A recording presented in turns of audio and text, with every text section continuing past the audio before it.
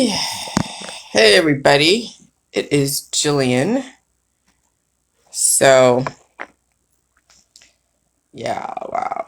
The last couple days been kind of weird with all of these allergies from the pollen. And then I'm supposed to get my period at some point. I don't know. I didn't have one this month. I think the last one I had one was in April.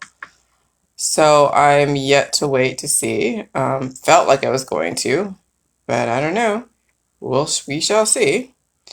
Um, So yeah, the first thing is yes, happy Sunday. And I think my husband was reminding me, which I always seem to forget since it's been such a crazy last couple of years, is at the end of May or beginning of May. I think it's like May 2nd or May 22nd, one of the two, was my anniversary into Vietnam and or from Vietnam into America. And so that's when the fall of Saigon and the end of the war and all of that happened in 1975. And I was born in 74, so that's what made me about 15 months old coming here. So, anyway, so that's kind of interesting that the Dr. Phil aired at that time, and that's when the whole war with the Jilly Jews started. So I ended one war into another, but I mean, who's the best? I mean, to go into a war and someone who's been fighting battles ever since she was a child from another war. So whatever. I'm drinking some coffee.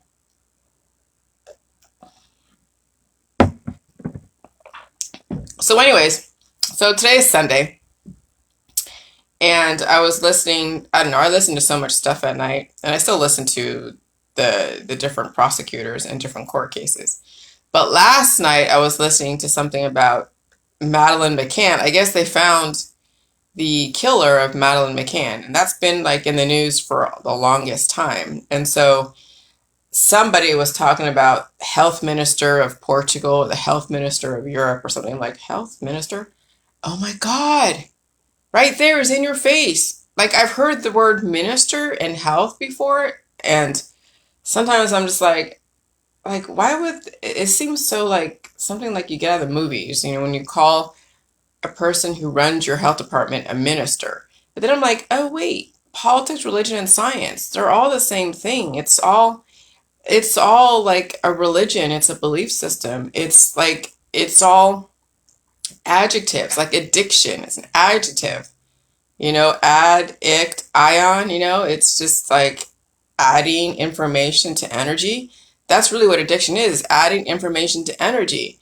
And and so, and you look at the words and you look at when you break them up and they actually mean different things or the same things, but they're all like conjugated together, you realize, oh my God, there's so much connection to all the words. And so that's why word play and word chemistry is like so fun now, because it's like playing with a chemistry set in your kitchen. If I add a little bit of sugar, a little bit of salt, or like cooking, right? A little bit of this, a little bit of that, and then oh wow, here we have a whole new idea, a whole new concoction, a whole new birthday cake or something, right? And so that's what word chemists are like. They are like the chemists in a lab, or like the great chefs of the world. They're adding a little bit of this, a little bit of that, and they're creating something or converting something new and different. And it's fun because it is using your mind and just seeing how far you could take things, without blowing something up, right? But using words, you're blowing people's minds up, yes, but you're not blowing anything else up. So word chemistry, I tell you what, if you can get into word chemistry and you start writing, you could be so amazing and be able to articulate your thoughts in a constructive way where people want to listen to you and not think that you're some kind of weird, activist. And that's really what I'm trying to do is I want to be able to write in a way where people don't really know my position. I mean, they'll know it from Facebook, but I want to write to where people understand my position without them thinking I'm coming from the conspiracy world or from this culture or that culture. Like I'm speaking straight from facts.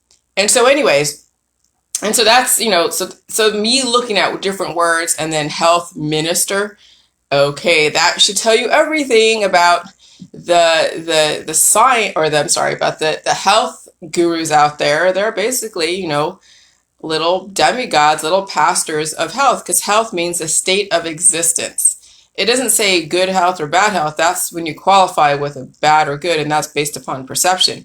But health is just a state of your health existence, whatever that state is. And of course, then you can also cure someone in a state of decline, okay, or secure someone in a state of decline, or a health decline, or a health incline. I mean, health is just a word, health.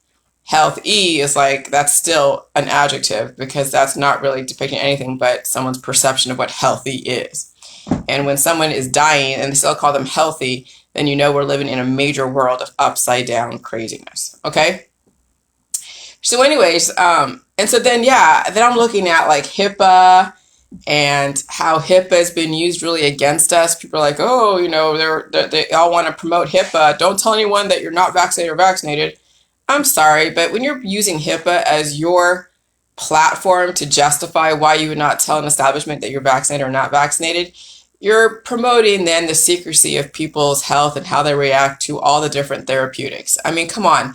If you want both ways, you want people to know and understand what vaccines do if you have an issue with them, or if you want to know what a therapeutic does and you have an issue with it, stop promoting the secrecy. Be just consistent and be out there in the open and saying, yes, I'm vaccinated, no, I'm not vaccinated, and stand behind your belief system. And that's it. There's no reason to fucking pull HIPAA as your little arsenal to think that you're going to use that as anything. No, I'm sorry. That just doesn't wash with me.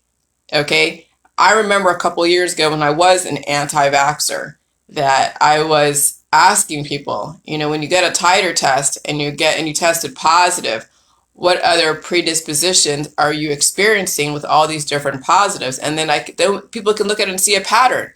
Oh, well, if you have these types of titers or antibodies that may depict some kind of search and destroy or agonist, and then now and you're also at a deficit and you're experiencing this thing, this thing, this thing, and this thing, then we could see a pattern if everyone was like completely open with their health records. But oh no, it's all about be private, just none of your business. Well, I'm sorry, it's not like, you know, testing positive for a virus makes you dirty. No, viruses are a data.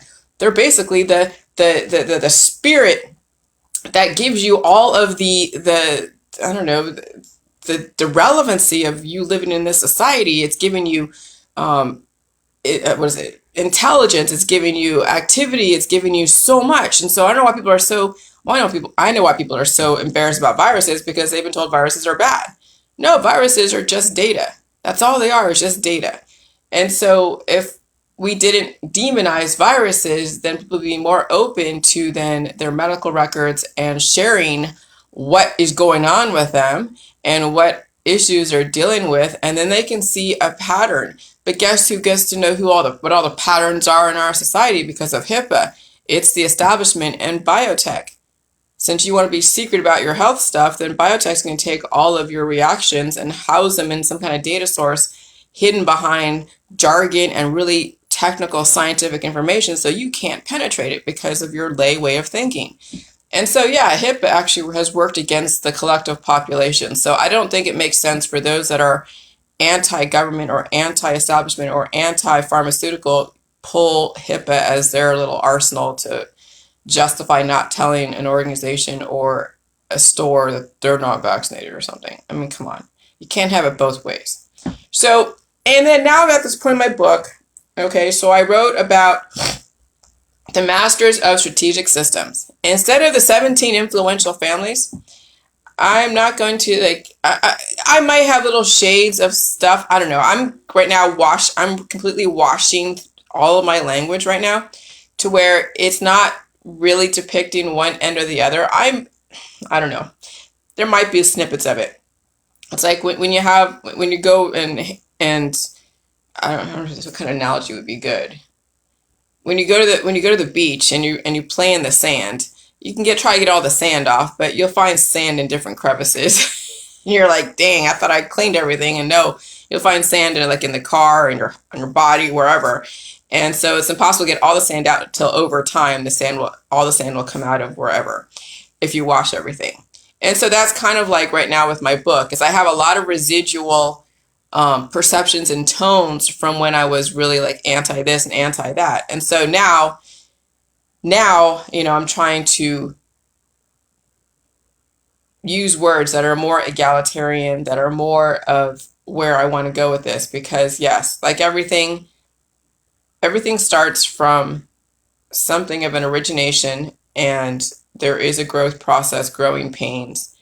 And then at some point, instead of staying with the mistakes that people have made in the past and looping in that, I have now used different words. And so instead of the 17 or 13 Illuminati bloodlines, it is now the 17, what is it, the masters of strategic systems, because that's really what's going on. Is we're in a world where we are in strategic systems, whatever they are. Okay. And there are masters of strategic systems. And so I'm going to be implementing and talking about the masters of strategic systems, and then also the business side of the whole implementation of somebody's vision at the top that started our society, and then also how that works its way down to the common layman, and where you can be successful in taking what their vision is and how they've constructed things to make them very successful at what they do, for them to be a blue chip stock company. How can you apply the same thing and also apply it with the J juice too? And so, and then I go from there. And so now I'm going into like the Greek mythology and Greek reality, and then tying in with academia, and then also the Freemasons and the Vatican, as well as the Illuminati. Okay, because there must be some kind of reference or acknowledgement that yes, these names do exist. Some of these names are very pejorative based upon someone's how they want to characterize what people have done and what people are doing now. And so now I'm at a point where, okay, do I talk about the Freemasons and the Vatican first, or do I talk about the Greek mythology and Greek reality first? Well, I think I'm going to mention definitely the Greek systems in the fraternities and academia, because yes, academia did come from Greek mythology, and that's where all the universities and academic institutions stemmed from, of which then today it's being celebrated, and the different gods are basically a representation of the different biochemistries, of which then translates into subjective material in academic institutions. And that's why they pick different people out there in the world that are strong in the test taking, as well as other types of inventions or focuses. And they're like, okay, we want you to come to this college. We want you to come to this college. And so, yeah, there are very different, disbursements of biochemistry, of which some colleges will go after and pay a lot of money. A lot of them are in sports, and then others of them are in just accounting, or not say accounting, scientific stuff, technological stuff, computer stuff. Whatever some college thinks that they're going to get some notoriety or some kind of accolades down the road. And so, yeah, I could see now the connection between the fraternities and sororities celebrating their biochemical connections with all of their peer groups. So when they do get out of college, then they're all into some high level industry, and then it's all about the networking. And so, and that makes sense. But then, biochemical networking means that you're not strong in this area, so you're going to call up Billy that's strong in this area and connect with his industry and connect with his company, and then you all like collaborate together. And I get that. So it's definitely strategic systems. So the masters of strategic systems understand the body on some level and know how to compartmentalize that, and then it gets translated into academia, it gets translated into science, it gets translated into politics and religion. And then this is why our society is the way it is, and why we have some people who supernova and glitch because they couldn't fit into that biochemical network. And so then they're relegated to being in servitude of those in those biochemical networks, and they're like not happy. Or, there's then the politics. Oh, the liberals versus the conservatives. The educated versus the non-educated, the blue collar versus the white collar. But both are needed, but both don't understand that they do play off each other. And if one understood their power, they could, and then that's where unions do come from. They understand their power in stopping things. But still, I mean, I think there definitely needs to be a merging of the two, so both sides can understand what it's like to be in each other's shoes. but that would mean that you'd have to bring in and open up channels in your biochemistry so you can actually, experience a different perspective, which is what Jelly Juice offers, is that you open up different channels of your biochemistry so you can actually have, access to things that you thought you never would have access to if you really want to have access to it. And that does take work. So it's not easy. It's not just like you do Jelly Juice and all of a sudden you're a genius. No, it takes also feeding your mind of things where you can then find the connections. Because just doing Jelly Juice and you're not, partaking in reading and watching TV or movies or anything, then you'll do Jelly Juice and whatever's in your environment, whatever it is only going to get more enhanced. And if you're in a destructive industry and you're doing Jelly Juice, you're going to make that industry even more destructive, because that's what Jelly Juice is going to enhance, is whatever your intentions are going to be. And so that's what I finally realized with J Juice, is that whatever you put your mind to, J Juice is going to enhance it, give you so many different perspectives so you can talk to different types of people and then really use your words in a way that is like, I don't know, very strategic in your endeavors, strategic in your intentions. So that way you will always have a specific measurable result and things will be predictable versus unpredictable.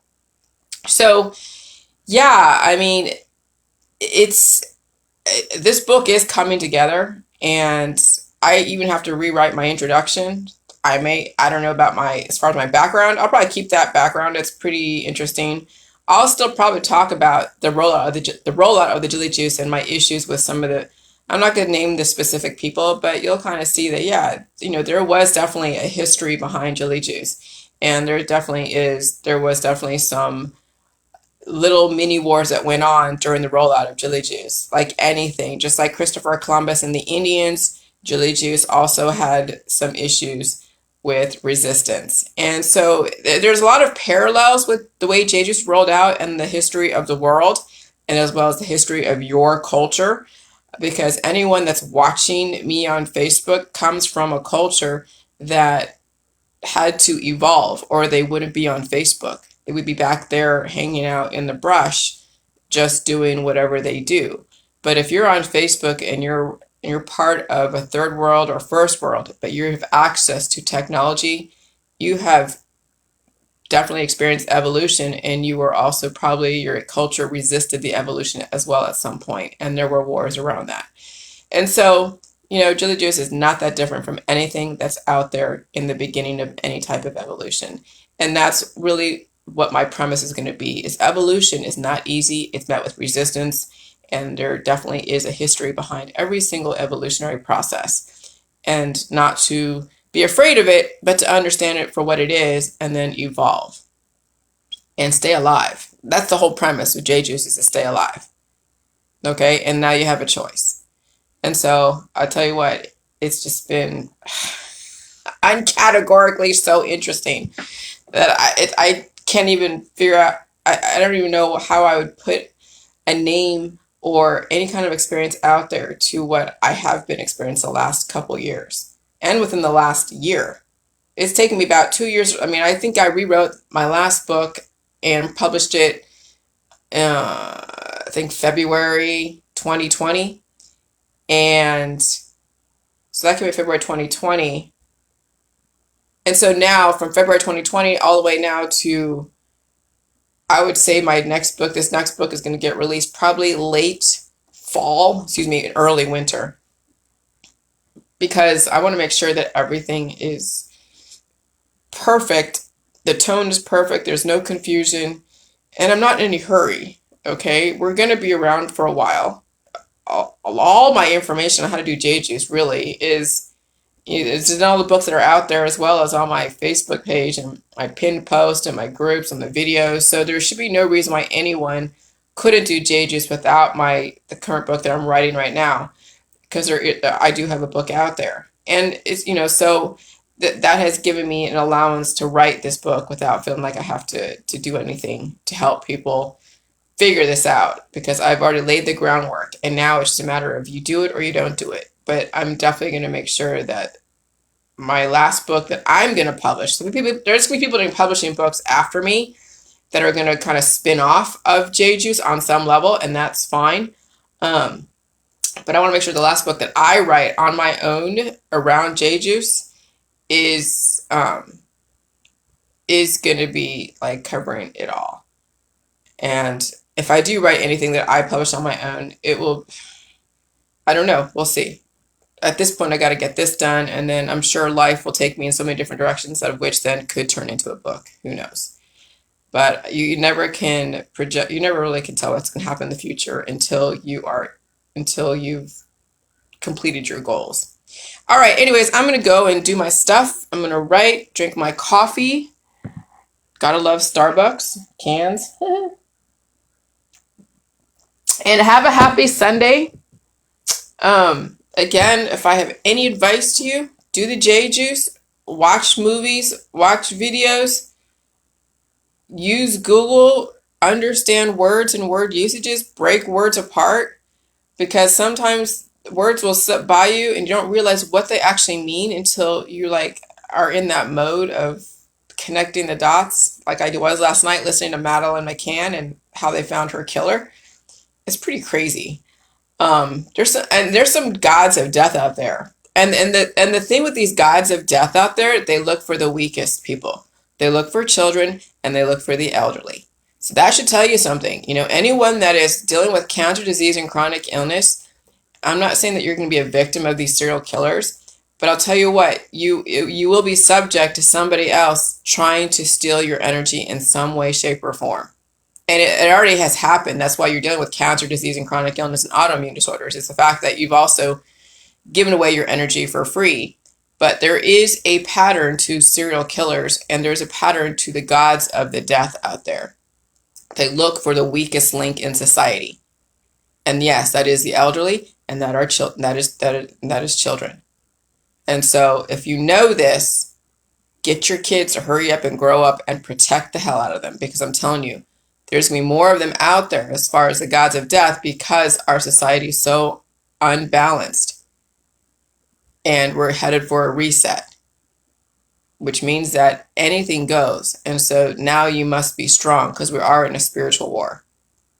Don't assume that your kids are going to be safe everywhere. Don't assume they'll be safe at a bus stop by themselves. Don't assume that they can walk to the mall and go get milk, a couple blocks away. I know they should be independent on some level, but I'm telling you, there must be a way where your kids can be independent and walk somewhere without wondering, or without you wondering if they're going to be picked up by a van or by somebody. And I hate to scare you, but we are in a major human trafficking type of situation.